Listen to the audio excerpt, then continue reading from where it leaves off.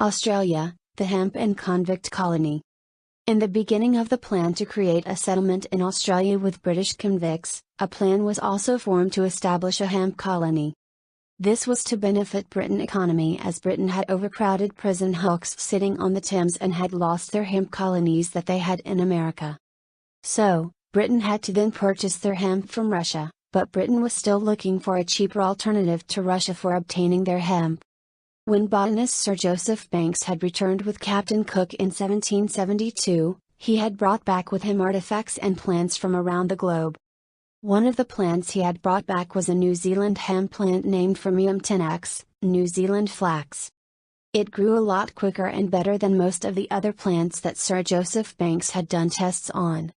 This plant's benefits was pushed forward by Banks's understudy, Mario Matra.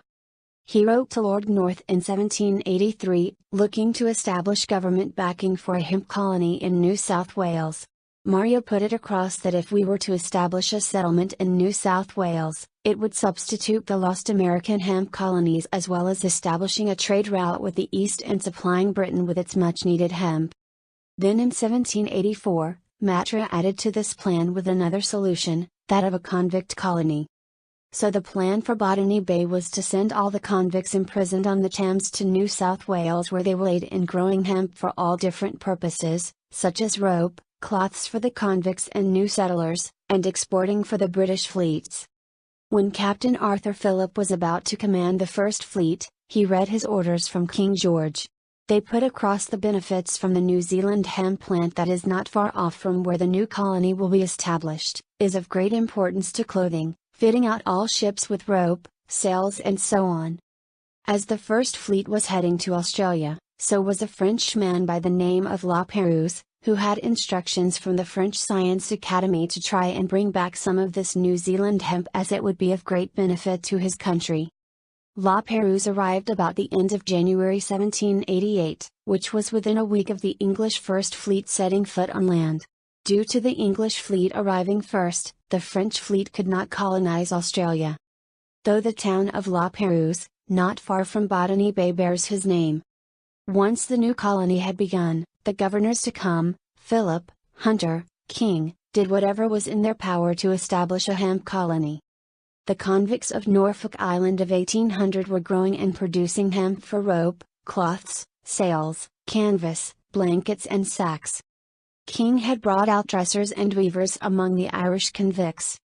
Australia's first hemp traders and growers came in 1814. These people came out as new settlers who had been given hemp seeds to grow on their land.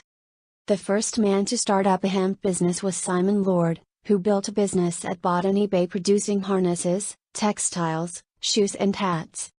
Simon Lord by 1815, had 60 convicts working for him. In 1846, Francis Campbell brought out the first of 3 texts on hemp. Then in 1859, 2 rope-producing businesses started up.